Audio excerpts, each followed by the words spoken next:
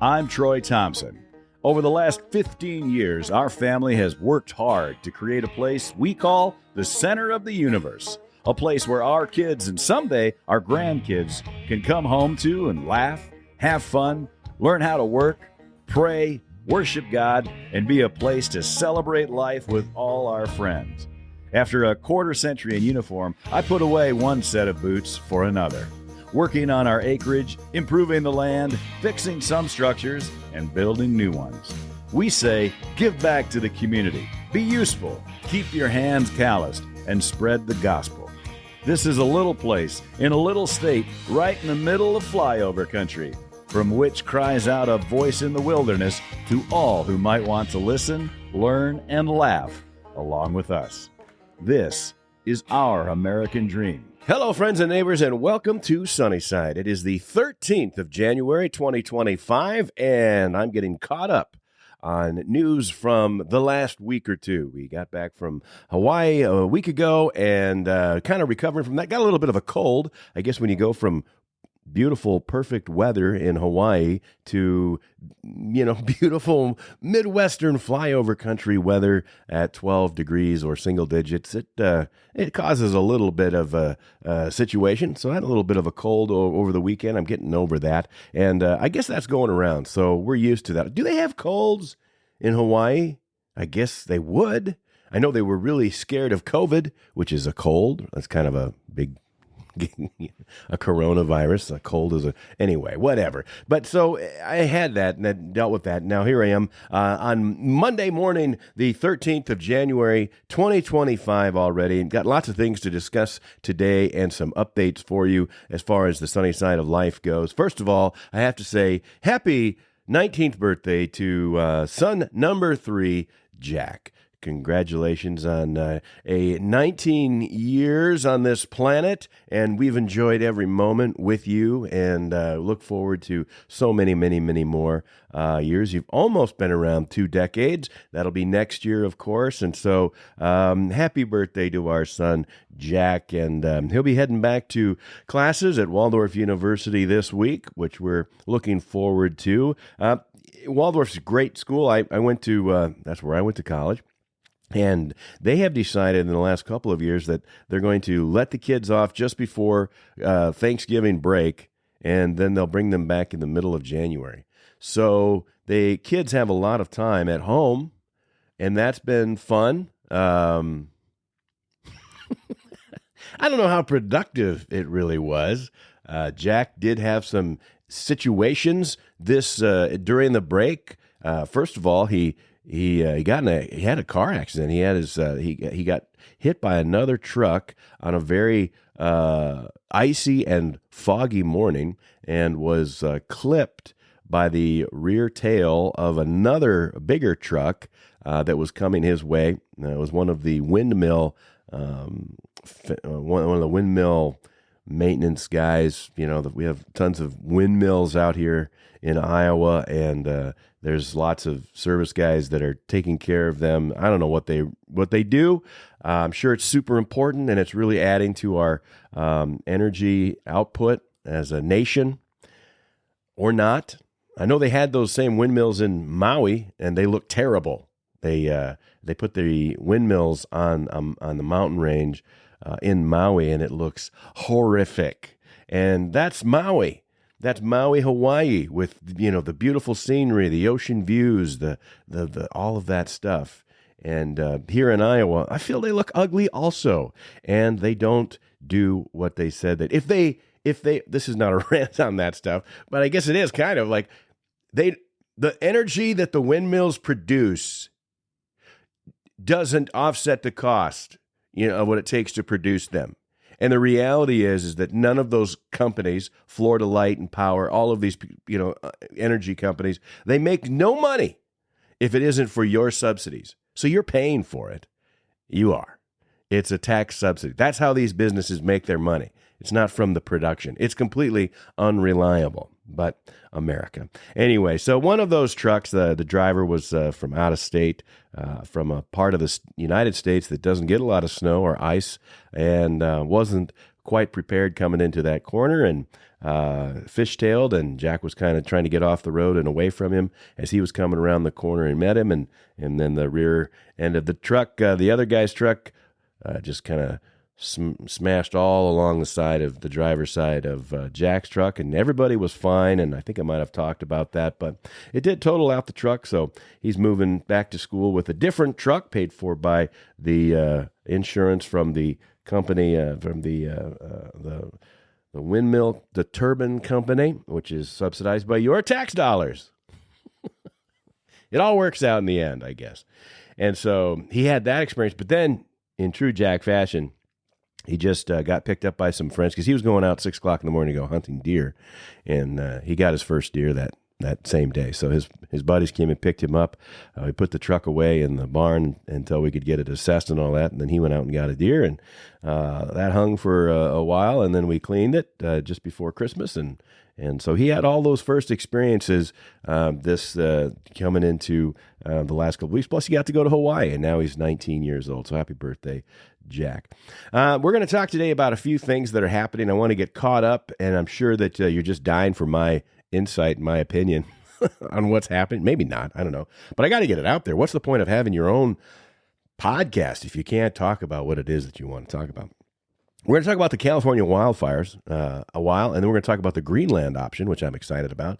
And then there's something that just came out, and that is the elimination of the income tax and moving it to a national sales tax option, which I'm not that keen on. I'm not keen on really any kind of taxes, certainly not income tax, but I don't know that the national sales tax is the way to go. Then we'll talk end of the program with a little bit about Jimmy Carter and move on to the next thing. So first of all, the California wildfires, I don't know if you're aware of this or not, but California is on fire. It's a wild situation. When we flew home to Iowa from Maui, we landed in LAX in Los Angeles, and there were no fires at that time. That was Sunday morning. It was about 6:30 in the morning. You fly in, you see Los Angeles and all of its beauty. California is a beautiful state, and they have nice weather. It certainly was much cooler there in Los Angeles than it was in Hawaii, where we had just been, but it was a nice bright day, and there was no fire. And then we flew away, and then there was a fire. So I don't know. I mean, it wasn't me. I did, as my kids said when they were little, as Colin would say, I did it. We're not responsible for whatever started these fires, but it wasn't happening when we were in Los Angeles at the airport, and then we left. And then I think later that night, it might have started on Sunday night or certainly Monday morning. We were already back or whatever, but it was, so California's been on fire for a week. And apparently the people in California are used to this. It's kind of like tornado season for us here in the Midwest. You know that there's going to be tornadoes. You know that the climate conditions are perfect for tornadoes, and they probably even have warnings and alerts about the tornadoes. And that's probably the situation that they have with wildfires in California. I don't know. I've never lived in California, really have no desire to. I've visited California and can't stand the people that they continue to elect in California. California, what's wrong with you? Everybody knows that you're something wrong with you. And now they're seeing the effects of that. And there's been plenty of political commentary about why the government sucks in California, and it gets proven out again and again and again and again. And whether it's the local politics or the state politics with the Governor Gavin Newsom, or Newsom as the president-elect calls him, who, by the way, in the movie, I have determined that he should. I mean, Gavin Newsom has a certain type of persona. His hair slicked back, his voice, his face. I don't know. If there were a movie, I feel like, I think that he should be played by, what's his name? Yeah, he should be. I think it should be Will Arnett. You know who that is? Will Arnett from Arrested Development and a myriad other films. Very funny. He's a comedian, but he's also kind of got that, there's a personality thing with him. Like, seems like every character Will Arnett plays, and he plays into it very, very well.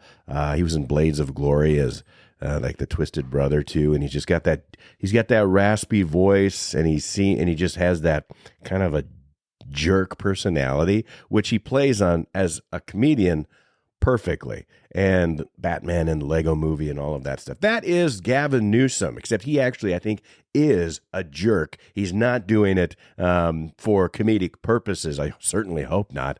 And so he's got, I think in the movie, Will Arnett should play Gavin Newsom. And I think it would be perfect. And he could really, really, make that character just light up whenever that happens. But so whether it's about the state government, which is obviously terrible, Gavin Newsom himself has got apparently quite a vineyard, and that's fine. The vineyards are fine. That's good to know. He's got a $9 million mansion that's perfectly fine. No issues there. And then he has succeeded in saving the smelt, the tiny fish that the Native Americans wanted to, preserve and release, billions of gallons of water into the Pacific Ocean by, not having dams where they could control some of the water issues. California's had water issues for a long time. It's a huge state. They've got lots of agriculture. A lot of people don't realize how much agriculture California actually has, and most of the water in California actually does go to the agriculture, which,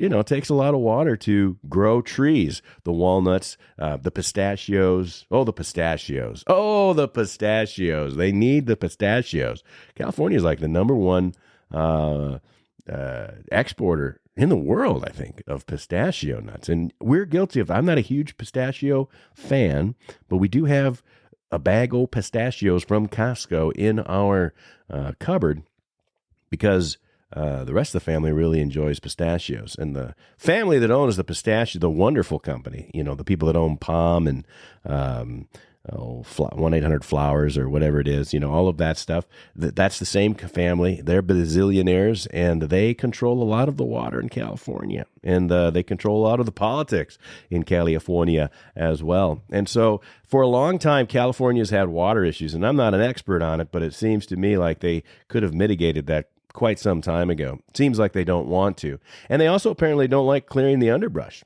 My neighbor who have had on the program, Todd Lewis, used to fight fires. He was a federal firefighter, fire jumper or whatever. I can't remember what he called it. And an expert, a local expert on this type of thing. California is very frustrating because they don't clear the undergrowth like they're supposed to, and that catches fire pretty easily. And then the winds make it the perfect storm, right? They know every year this time of year the Santa Ana winds are going to come rolling through, and that just drives these fires. I know that, around here we've got a little burn pit or a big burn pit, I guess, respectively. Maybe you don't have a burn pit, so then in that case, my burn pit would be pretty big. That's where we put all of when the trees lose their branches on the acreage, we throw them in the burn pit and that type of stuff, and various other things that we want to get rid of. And so that's where most of our cardboard goes. Thank you, environment. And instead of, sending it back to be recycled, we just put it in the burn pit. And so that we don't burn the burn pit when it's really windy, because that could be dangerous. And it's particularly if it's, really dry. Get around the fall, it can really dry out towards the end of the summer, and the crops start drying out. And if it's windy, you don't want to start a fire. People do, and then we have problems, and we don't want that. But in California, lots of people, like 40 million people living over there in a really dry state where they don't know how to manage their water or their lands, apparently. And the next thing you know, things like this can happen. And so lots of problems on the on the state level, just mismanagement across the board. And then obviously you have the natural elements that is going to happen regardless. You're going to get the Santa Ana winds, and fires do happen. They're used to it, and they can be controlled. But they are having lots of other problems, too. As you're aware, they apparently don't have water in some of their grid, their network of fire hydrants. And I don't know what's up with that. They don't have the water to push through those things. The water pipes are underground, so they should be okay as far as the fire is concerned. But they were saying that there weren't water in the fire hydrants. They didn't have water in the reservoirs to be able to use these things, and on and on and on. And it's just a mess, and it continues to burn, and it really is sad. And then you've got things like reducing the fire department staff, the budget by 17, just millions of dollars that the local geniuses, the diversity hires that are in charge of the Los Angeles Fire Department, She didn't do a great job, hasn't done a great job, has done a great job apparently in, instituting programs that just don't matter, that are irrelevant to your task, which is to put fires out, to make sure that property is and lives are saved. And that is not something that they're interested in the politics of California. And I think it's frustrating people a little bit out there, but I don't trust that California will figure it out. They just won't. They'll find another reason to continue to vote and put the people in power that they continue to do. The mayor of Los Angeles, she's apparently not very good at her job either. Lots of experts on what a Los Angeles mayor should do. Very frustrated with her. At the time, she was out of the country last week in Africa or someplace. I don't know where she was, but she wasn't in Los Angeles. And on and on and on. And then, you know all of this stuff, because if you've been following the California wildfires, I'm not giving you any new insight into that. There's problems. We know that Californians don't know how to elect the right people. They just don't. They can't figure it out. I don't know what's wrong with them, but they refuse to elect responsible government folks. So this is part of what you get. The weather is causing this, and then people, I think, might be starting the fires on purpose. And whether it's whoever it is, I don't know if it's, some people are saying, well, it's homeless people. It's easy to blame the homeless. We don't really know what they're doing all the time. Maybe they're just having a cigarette that they found, or maybe they're out there, just trying to stay warm in California weather, because it's not always, when we flew in, it was like 40 degrees. So, I mean, it could be cold. They just be starting a little fire in a barrel. They're maybe not doing it nefariously, or maybe they are. What do they have to lose? It's the same kind of, I was thinking, like when Gavin Newsom decided that it was a good idea, because he's brilliant, that he should eliminate dams, and Joe Biden was right there with him. I don't know if Joe Biden remembers that, but he was there with him, and they were like, we're going to get rid of these dams. These damn dams are in the way, and they're making problems. We're going to save the fish, and all these Native Americans, they're going to be happy about that. And Native Americans, they're 11 of them, they're clapping their hands. Yes, finally, the smelt, and we send the water into the ocean the way it should be. Do you think that the Native Americans give a damn, literally? DAM, whether Pacific Palisades burns to the ground? No, they do not care. They do not. They would. I'm not saying that they are vicious and are wishing that the whole place burns down, but it is part of the MO, the constant unhappiness of the Native Americans, just generally when it comes to the folks that are settling on their land. That's like, well, I guess it burned down. No skin off of my butt, right? I'm not saying now the Native Americans aren't responsible for the fire, but I don't think that they're that broke up about it either. It's like, oh, you lost your $10 million house? Don't care. So having smelt be available and whatever else type of fish is a big win. And if it happens to cause other problems that makes the white man's houses burn down, and then the white men continue to elect the dumb people that don't know how to govern the state of California, nobody's heartbroken about this. But I'm surprised that. So I don't know who's starting these fires. I don't even know how the fires started. I don't know if they know how the fires started. I think that there are some people who are starting fires on purpose. I don't know why. I think that there might be some, young people out there that are starting fires because they're having fun, and it's fun to destroy things, and that could be part of it. I don't think it's I don't think it's necessary. I don't know that it's a nefarious situation where you have potential developers that are saying, let's burn this whole place down, and then we'll come swooping in and we'll get it on the cheap. Because that thought did cross my mind when I was in Hawaii on Maui and Lahaina, and you look at the utter destruction. It's the same situation. In fact, Newsom was recently quoted as saying that he had spoken with the governor of Hawaii, those two experts, talking to each other, and they realized that how that situation is being handled now in Maui could be helpful in how they handle this now in Los Angeles area. Because the concern is that the evil the evil developers will come in with their money and their plans, and they'll unseat all of these natives, these people from that have been in Hawaii's case, in Maui and Lahaina, that generations have lived in that town, and there's some concern over that, and it's understandable. I'm on the fence about it, though, to be honest with you, because in Lahaina, for example, you could have 6 families living in a very small home, and nobody really knew who owned it. It had been in the family for a long time. They might have added little structures on the property, and people were living in those. And so that's why there is a concern that more people died in Lahaina than what has been recorded, just because they weren't sure all who was there. And I think that Los Angeles will have a similar problem. However, in places like Palisades, Pacific Palisades, I don't know if that is necessarily the same case. That's a little richer neighborhood, and that doesn't mean that everybody in that neighborhood is rich. They may have wealth in property value, or did, I should say. If you moved in there and you bought a house, and like a lot of these folks you're hearing stories about, they bought the house in the 1960s and they probably paid $30,000, and now they've lived there for the last 60 years, and now it's gone.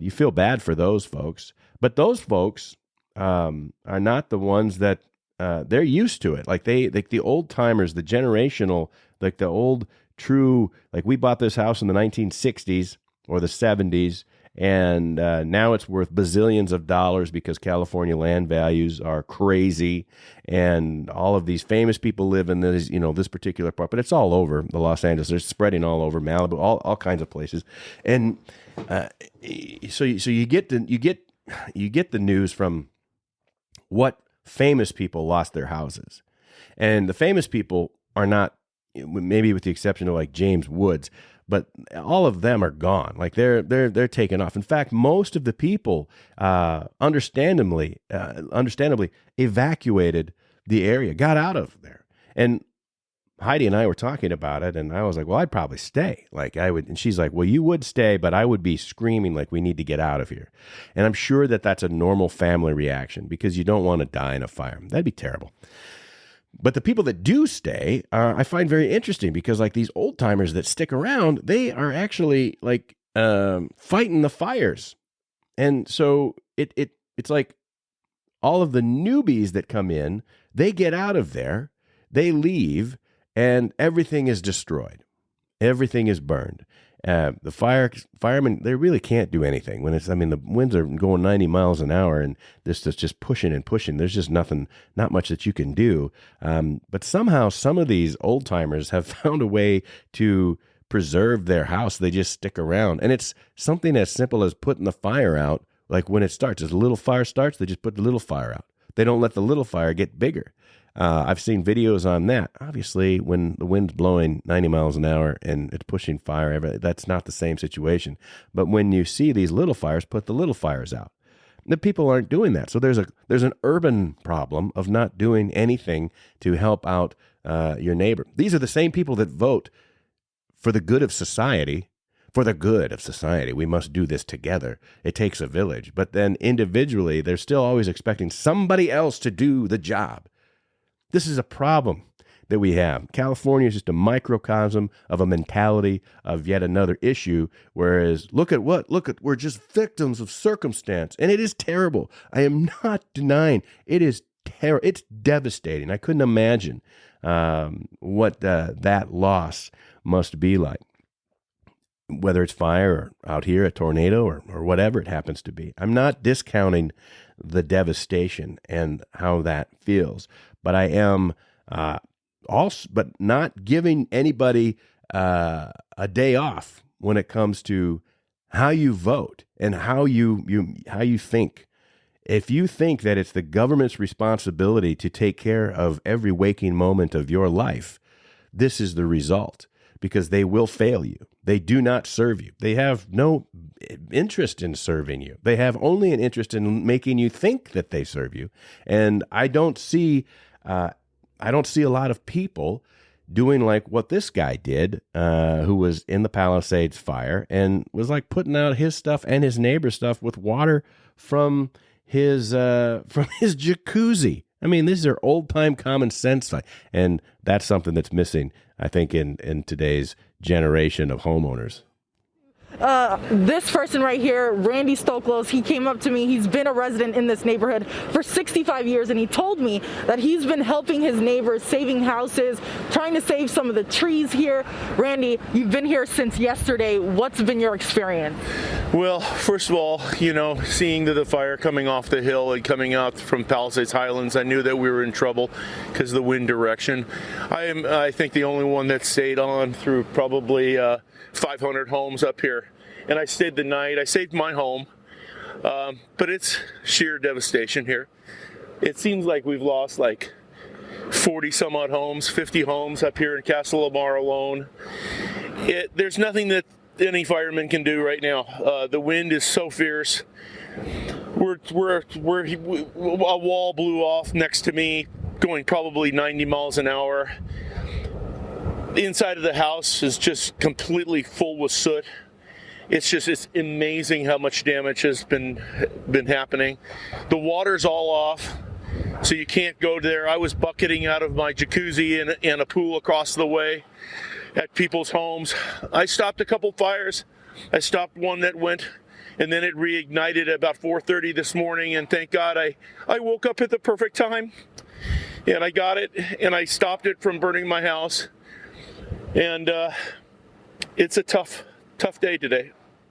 It's just crazy. I mean, here's a guy who's been there for 50-some years. He knew that the fires were coming, and he stuck around, and he was able to save his own home. And there's plenty of stories like that where you're seeing not enough, unfortunately. And so people, rightfully so, get the kids out, get the families out and stuff like that. But here's a man who stays behind, protects his property.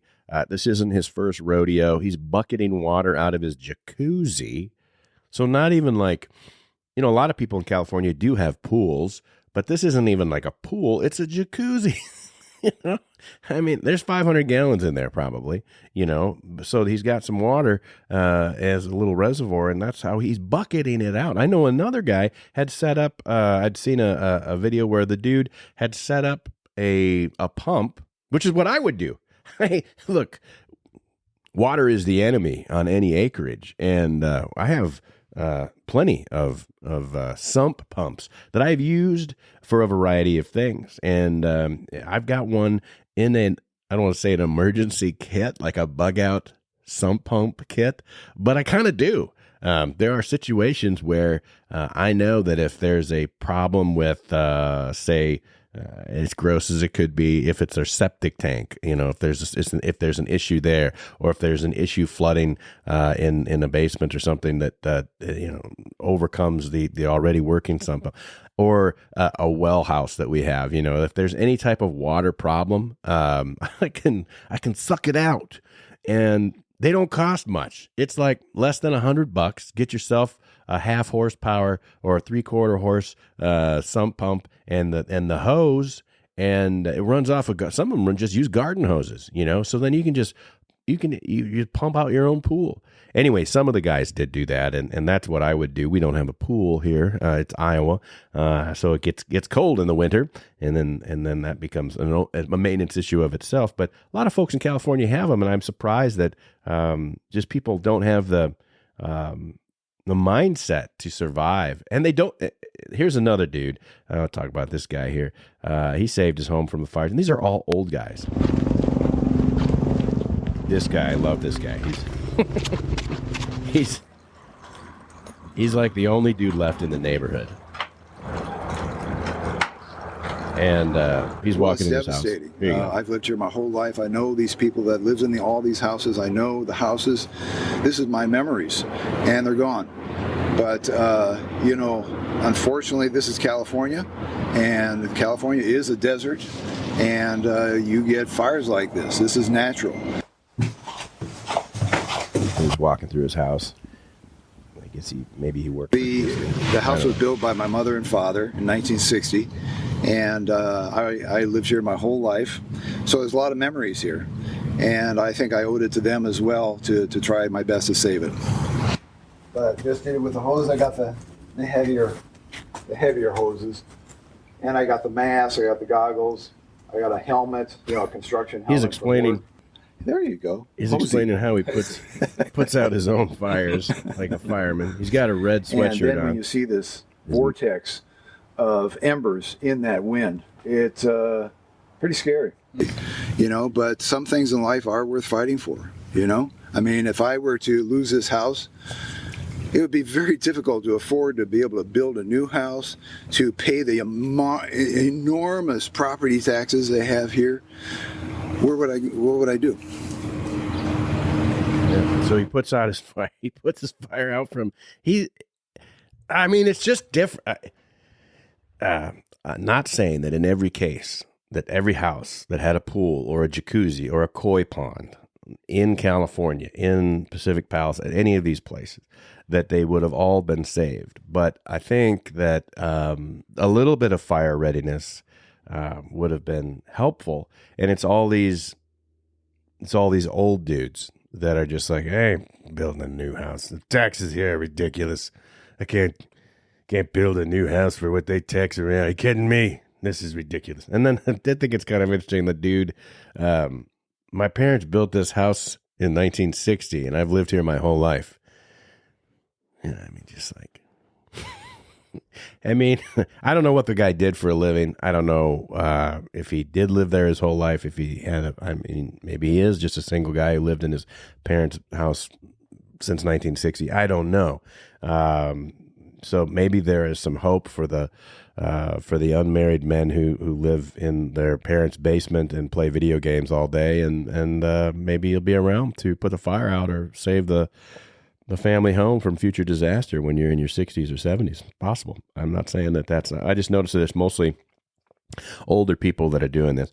Yeah, they got high taxes. We already said how bad their government it is in California. They tax the heck out of everything. They don't know. They can't keep their fire hydrants going. They don't have the reservoirs full. They destroy the dams so that the fish can, the smelt can survive, and so on and so forth. That's just lots of dumb decisions that people make. The government's responsibility is just to make sure that people are safe, and that they can, go about their business without losing life or property. It's pretty basic stuff. The rest of it, the diversity, equity, inclusion, all of these things that California is up to, making sure that the drug needles are there, and all of the things that your social programs, they're still doing some payments for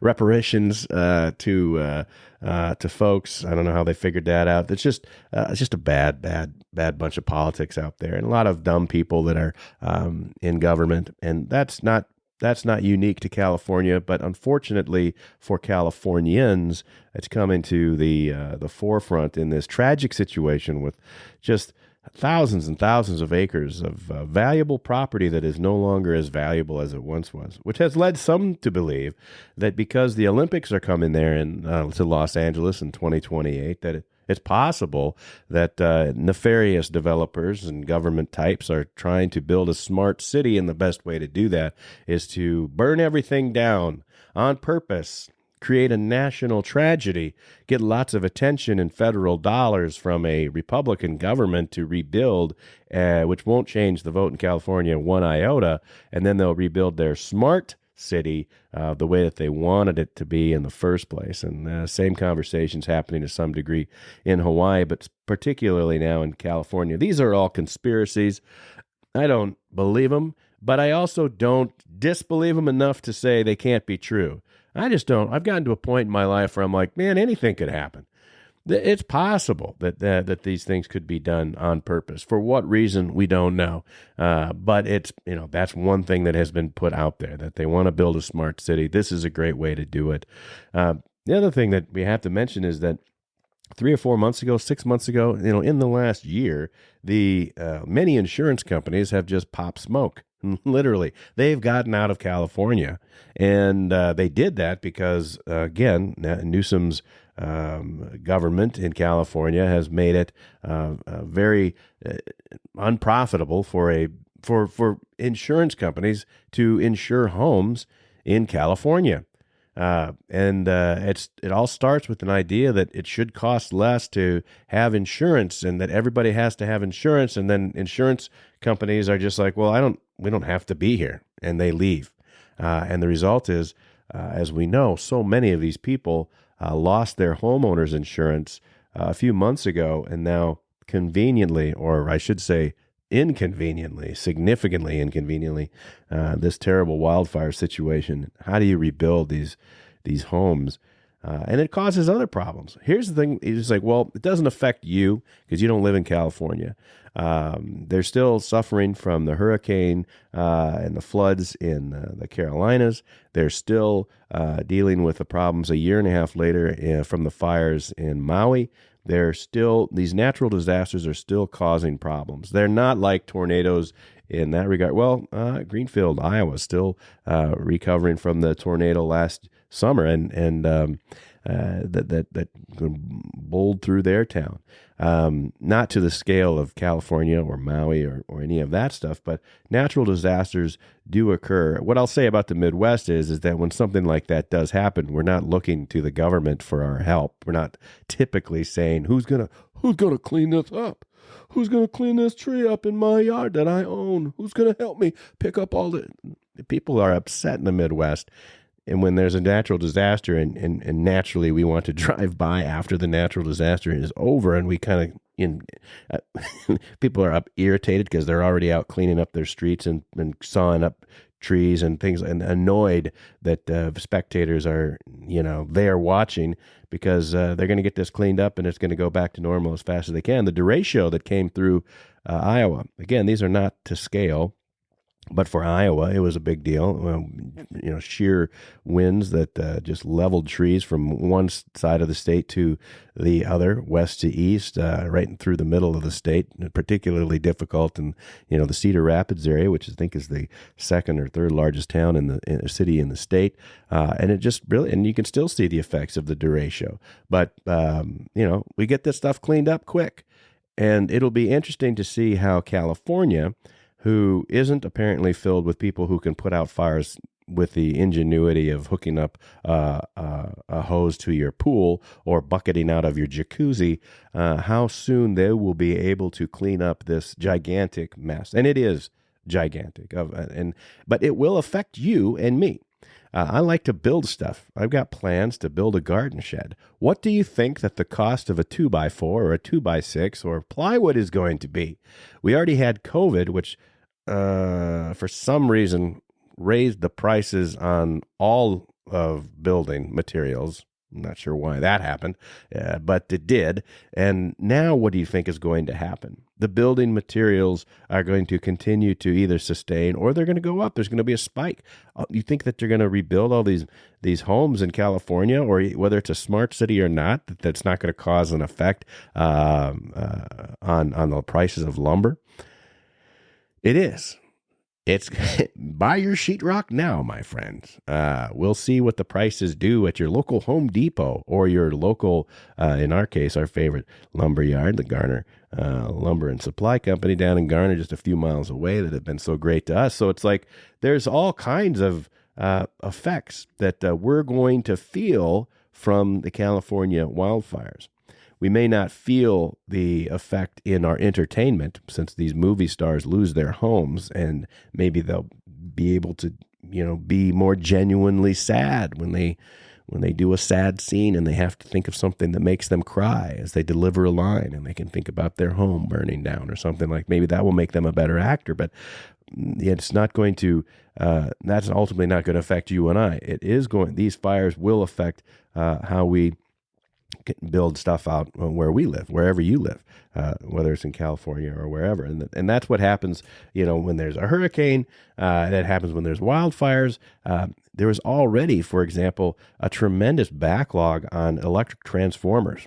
Just to get the electrical grid up, and you need these transformers. There's a shortage of that, and every time that there's a natural disaster, such as what has now just occurred in California and continues to happen, or hurricanes, they knock down electrical transformers. Whatever if your city has one on order, or your state, whatever, your rural electric, those transformers get diverted to those, naturally and understandably, to those places where all of a sudden, they're no longer any transformers. And that's just a small example, but it happens all the time. So you could be a year, 2 years backlog on transformers, and every time something like this happens, it does affect you and I.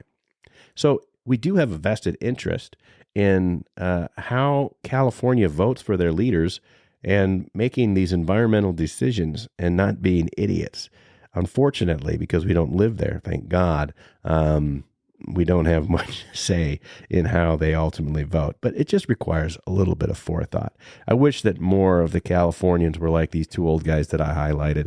I wish that these fires hadn't occurred. I wish that they hadn't had these devastating losses. And I feel terrible about the climbing toll on life that has been taken, and it's certainly going to be, I'm going to guess, a lot more than 12 or whatever the number's up to now, just because of the homeless situation in California and the unknowns in that regard. So pray for the people in California. We can be honest and moan and complain and rightfully so about their politics, about their mismanagement.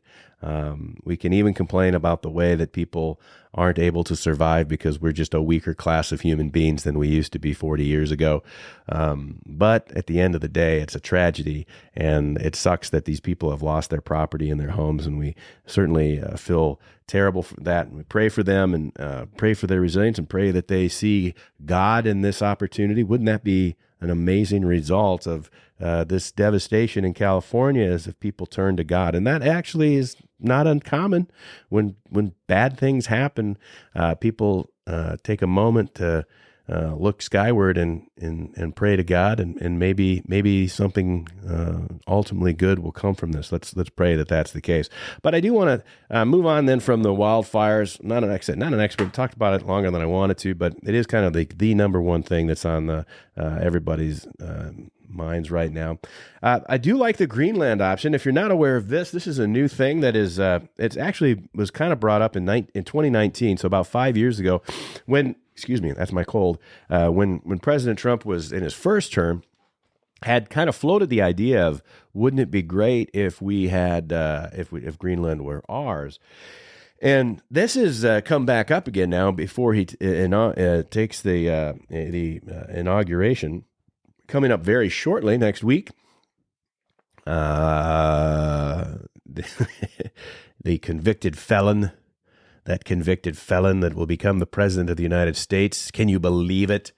And so so this Greenland idea is not a bad idea. It's really not a bad idea. Greenland is about the same size as Alaska. It's bigger than Texas.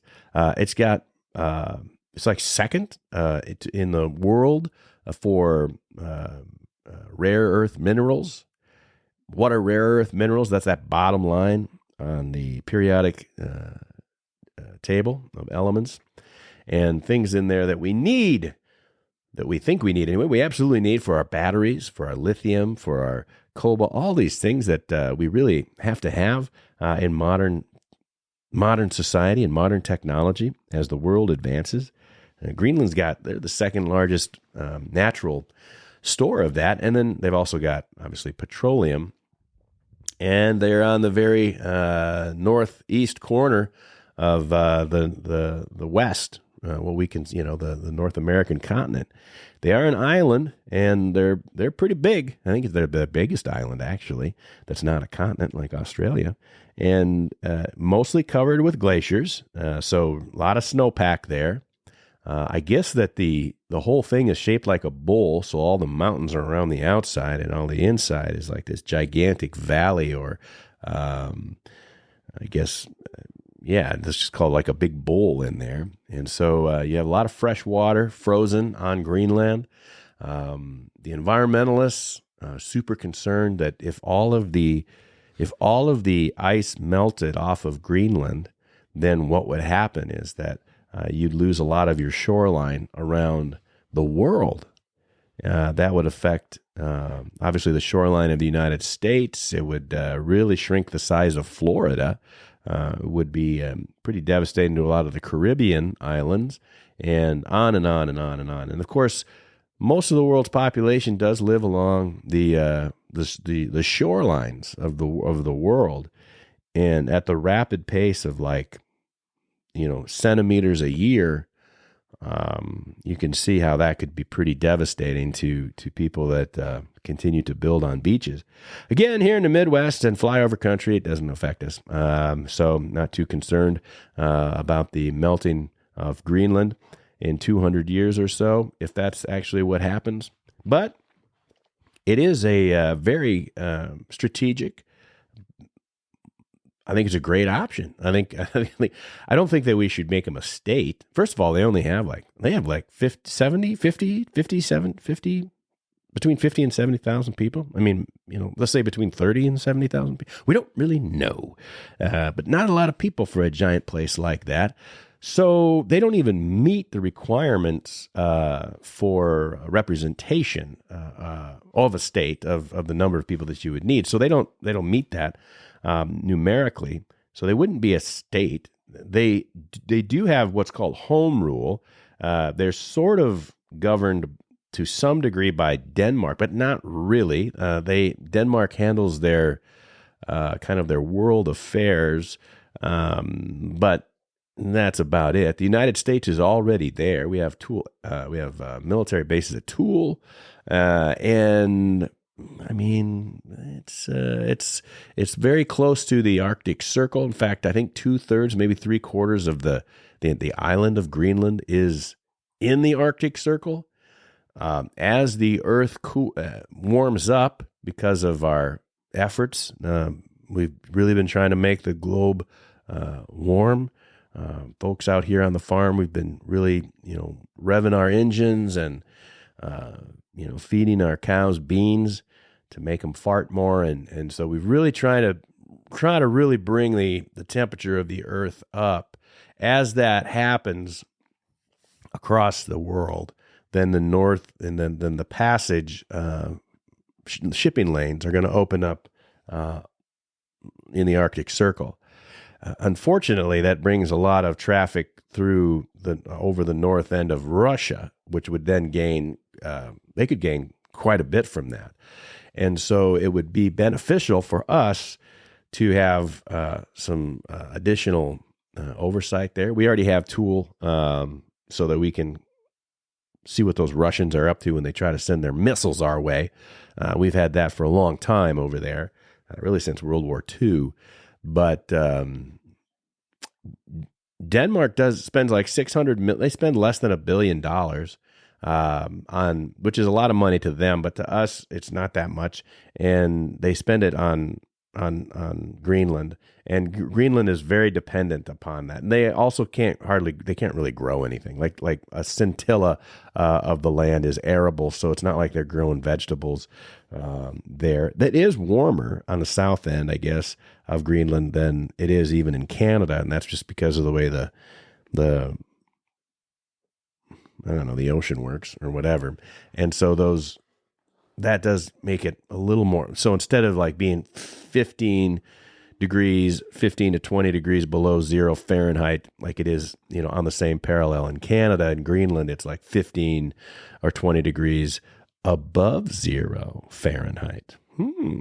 So balmy in that one part of the Greenland Isle. I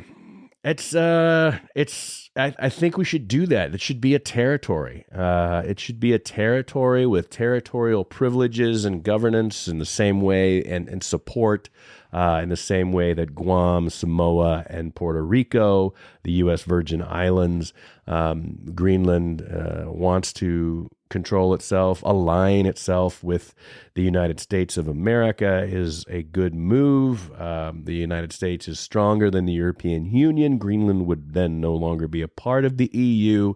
They would be tied to the dollar, and that would be beneficial for them. And depending on who is controlling the government of the United States, then we would probably open that bad boy up. Drill, baby, drill. Petroleum, natural gas, and rare earth minerals, which right now, 98% of that is controlled by China in the world. So it's probably good for the United States to get into that market for our own benefit, for world trade. And China has made attempts to start things up on Greenland. Those Chinese, they're wily, and the United States has worked with Greenland and Denmark to shut those opportunities down for China. And so I feel like that's the direction we should move. I feel like that's a more realistic option than some of the other things that the incoming president has suggested. But we'll see. We'll see what happens with Greenland. Apparently, their prime minister has now said that they're open to it. That they're open to discussions about switching sides from the EU via Denmark to the freedom-loving country of the United States of America. And I like how it kind of boxes in Canada a little bit. Not that Canada's they're not, but it's no. We got Alaska up here now. We get Greenland up here, and we got America right here. And then Canada's like, okay, most of Canada lives on the Canadian border with the United States anyway. So not too much of a big deal there. Irrelevant. Canada's not going to become the 51st state. That's not going to happen. That's ridiculous. Canada's a great country. It's its own country. It's its own thing. The Canadians are great people. The ones who aren't completely socialist weirdos. There's this whole middle section and north part of the territories in Canada that are normal people. You've got all kinds of wonderful things happening in Manitoba and just places where they produce petroleum and oil. They don't particularly love Ontario and the government over there, and British Columbia. I mean, that's basically Canada's California, right? So, and more expensive in many ways than California. So there's this whole huge middle section of Canada that thinks similarly to the independent, freedom-loving spirit of America. And Greenland is tied to, they're tied to Denmark's monarchy. That would go away in true American fashion. Canada still kind of associated with that whole monarchy thing because of Great Britain. And the truth is, as they found out in Canada, and they found out, and now they're finding out yet again in Great Britain, that those countries aren't really free. There's no such thing as freedom of speech. We're so lucky that we have a Bill of Rights in the United States of America that we have stood by for over 200 years, because that's a big deal, folks. You look at these countries that have monarchies, they don't care. You will say nothing bad. And whether it's in Great Britain, when my brother's coming back from Great Britain here in a little bit, I'll be looking forward to talking to Justin and seeing what he has to say about his opinion of London. There's these European countries. They're all part of the West, quote unquote. They apparently love freedom. It's nothing like the United States of America. So Greenland would benefit from that. They would benefit financially, tremendously financially. It'd probably be set up like in an Alaska fashion, where all of the natives, the native Greenlanders, would be benefit from pretty much any natural resource that was removed or from their territory, which would make sense. That'd make some pretty happy people. Those 50,000 1,000 people. We'll find out how many Greenlanders that have moved away from Greenland that move back and want that situation. But that might be a good model, the Alaskan model. So I'm in favor of annexing Greenland as a territory. And if the Greenlanders are in favor of it, I'd say let's do it. What I'm not in favor of is the national sales tax option. That's just come about. I don't like taxes. They're too high, and I don't like income taxes. I think that those are it's theft. Taxes are generally theft anyway. It's your money. You do what you want with it. But I understand, because I'm not a complete moron, that we do need to have some way of funding our malevolent government. So we have to do that, I guess, with a form of taxes. Republicans have put forth a measure now in the House that says a national sales tax option would eliminate the personal income tax and a few other things. The payroll taxes would eliminate the payroll taxes for Social Security benefits and Medicaid. Those types of things would be paid for in another way that is also described in this less than 200-page bill that has just been introduced. The national sales tax would be at 23%, so it would add 23% to the cost, or to the price, I should say, of anything you bought.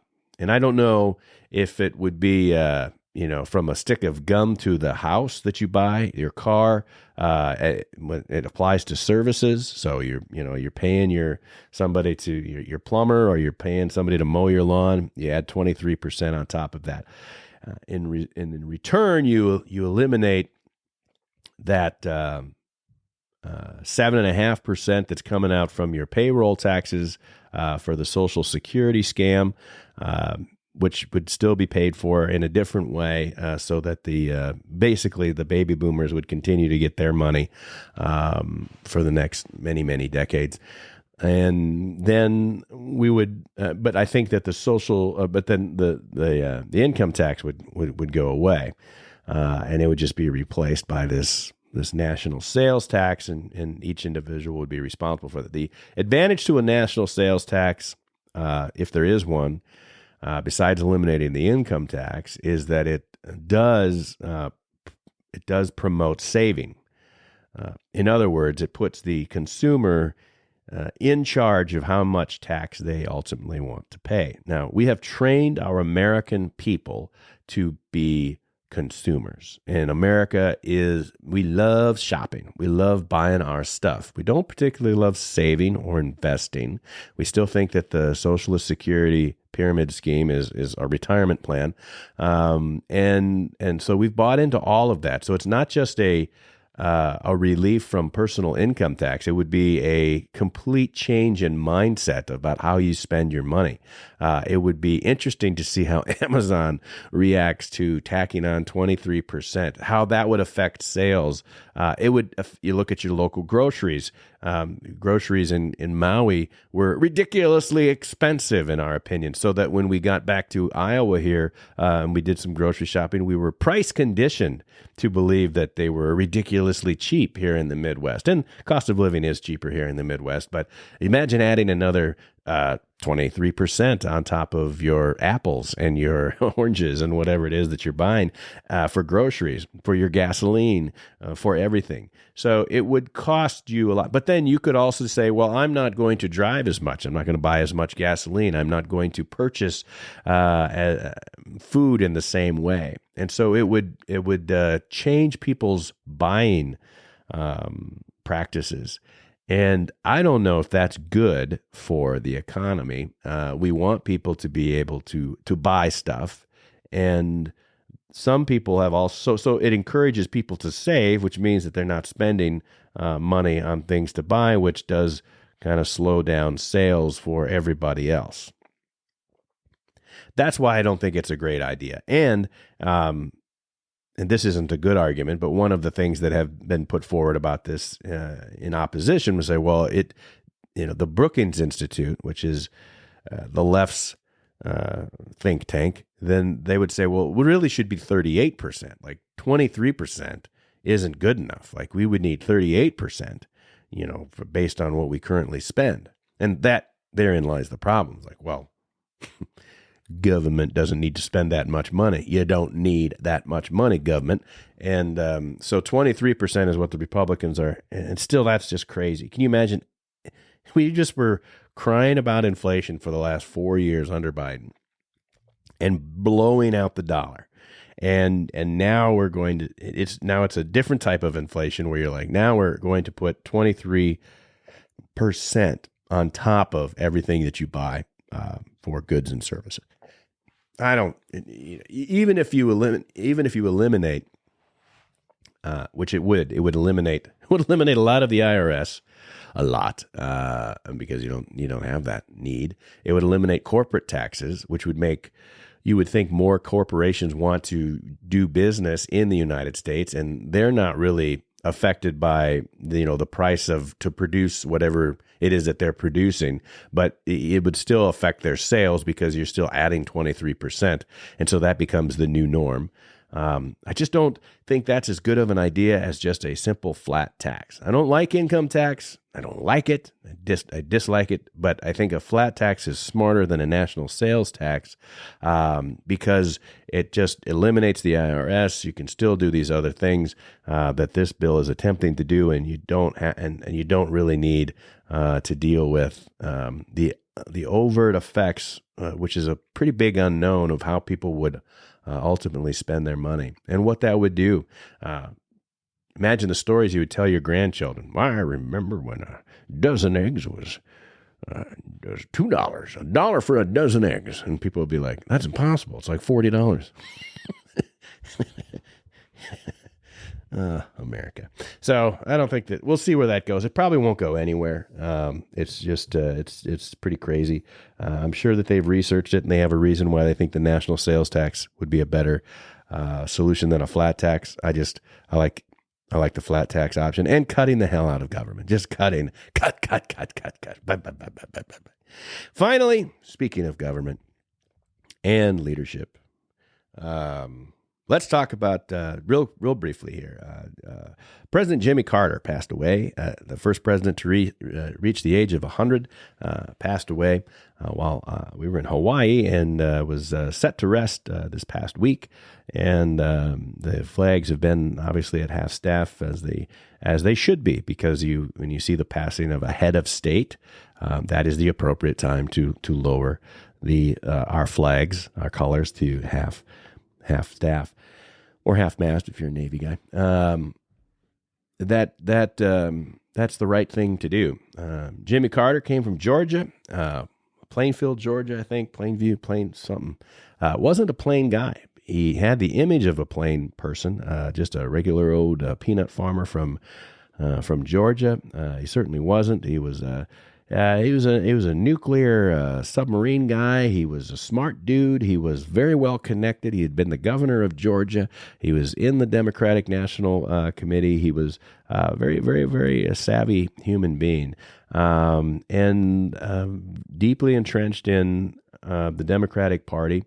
A conversion from, I would say, some of the more wicked ways of, say, the LBJ administration, and certainly had followed up on the wicked ways of the corruption of the Nixon administration, and then the 2 years that we had Gerald Ford. So he was able to come in and seem like a fresh face for America, and from 1976 to 1980, was demolished by Reagan in the election of 1980.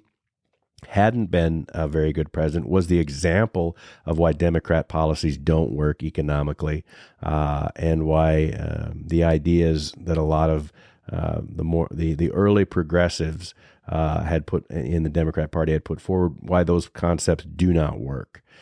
So a failed president, but I would not dwell too much on that.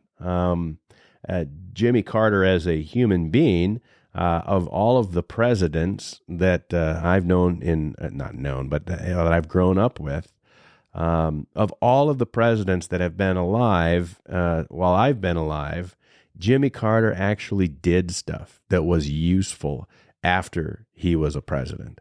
He was not a very successful president, not a good president. It did, a lot of things were not managed well. His policies weren't successful. He did have some success in the Middle East, but not enough. And he did, and there were some things that he did that were okay, but policies did not advance the business of the United States of America, which is why he, got his butt kicked by Ronald Reagan. But Ronald Reagan didn't do anything after he got elected. He had Alzheimer's, so that was that, But then George H.W. Bush didn't do anything after he was done being president. He also had one term.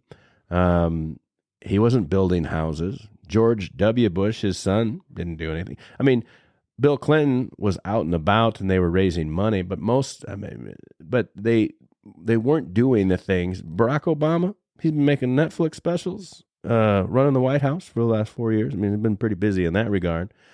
When I look at what a president can do after they return to private civilian life, I'd say that Jimmy Carter is a pretty good example. A man of faith, a true faith, honest faith. I think he was taken advantage of by some of the more crazy progressive leftist folks at the very end of his life in the last decade, where some of his, he was able to be wheeled away on some of his very Christian principles regarding gender and sexuality and things like that his party had long became apostates on. But I think for the most of his life, Jimmy Carter was, and it truly was a faithful Christian, a person who wanted to be able to help other people, and certainly the houses from the Habitat for Humanity and the different things that he had been involved with and teaching Sunday school. Like, how would you like to have a former president, even if he wasn't a very good policy president, be the guy that was teaching you Sunday school as an adult? I think that's a good example. I don't see other presidents doing that or being useful or being honest and common in that way. So I appreciate Jimmy Carter, not as having been a good president during the 4 years that he was, but as a good man for particularly the time after leaving public office and the things that he did, and that his faith, he bore true faith and allegiance to Christ, and so God rest the soul and the memory of Jimmy Carter, and may all of our living presidents take a note and give back in an honest and humble way, like President Carter did. I think that's a good lesson for the remaining presidents, and we'll see what happens. We'll see as they continue to do their own thing. But like we say on this program, the Sunnyside of Life, we think that you should be busy. We think you should be useful. We think that you should be living for God and doing things for your family so that we can be the sunny side of somebody else's life. Now, one last update for you before I let you go. It's happening. We now have cameras in the studio, and I'm learning how to make this same audio podcast video so you can see it see it on YouTube, whatever. I don't approve of it. I don't think that it's a good use of your time to be listening and watching and just sitting on your can watching this program or any other program on YouTube for that matter. However, I understand that there is a demand for it, and so we have invested in those materials, and it will affect our other podcasts as well on the Sunnyside Farm Studios channel on YouTube, and so on and so forth, whether it's Mr. B's Dinner Party or the Waldorf Gridiron Club podcast or this show. So how we'll do our skits, I don't know. I'll have to figure that out, but that's why we built studios. I guess we're learning just like everything else we do, and maybe that'll help get some traction. I got to lose some weight first. I feel like I need to slim down if I'm going to put myself on camera. The camera adds a little bit of weight. So now we got 4 cameras, and if each camera adds 10 pounds, yikes, I got to lose some weight here before we go fully live on some of that stuff. But it's going to happen. It'll happen by the start of the next season, which comes up in February. So it's just less than a month away, or right about a month away from now. That's so that I have time to practice and figure this stuff out. And so you'll be able to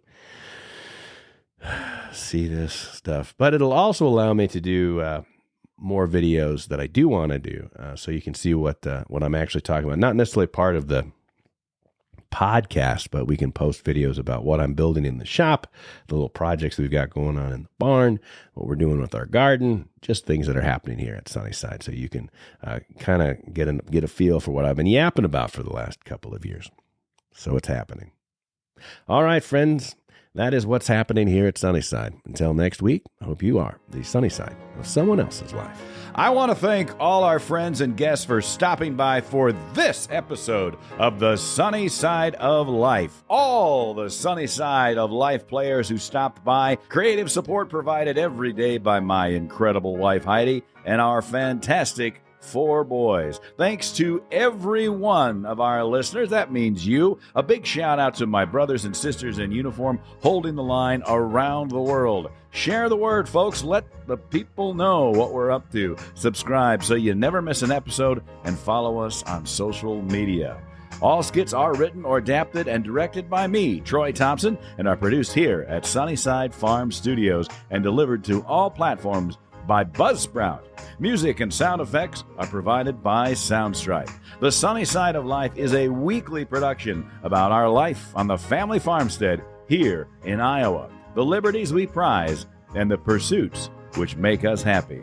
Now, none of this is possible without Christ in our lives. For the Lord God is our sun and our shield. He gives us grace and glory. So may the Lord bless you and keep you, and may the sunny side of your life, liberty and pursuits, be in Christ, and made evident unto you each and every day, and give you peace.